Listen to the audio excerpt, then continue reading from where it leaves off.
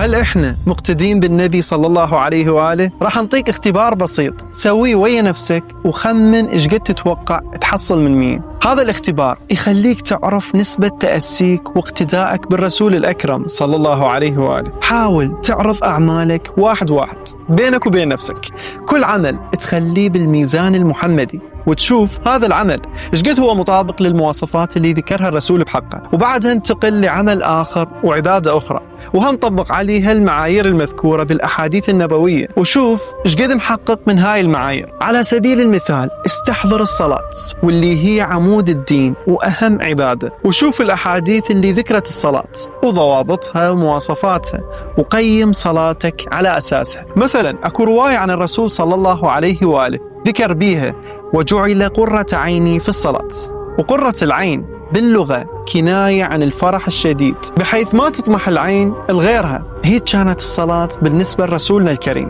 بالنسبة لصلاتنا شنو وضعها؟ هل هي تدخل السرور على قلوبنا مثل ما كانت تدخل السرور على قلب الرسول؟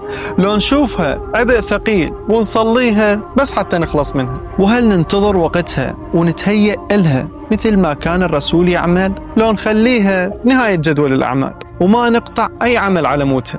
وهل إحنا متأكدين من صحة القراءة وأفعال الصلاة وشروطها ومنافياتها؟ لو نمشيها بدونها؟ وهل صلاتنا تمتاز بحضور القلب والخشوع؟ لو من النوع اللي بس نكبر تكبيرة الإحرام نفكر بكل شيء عدا الصلاة؟ وهل نصليها بتأني واستقرار وطمأنينة؟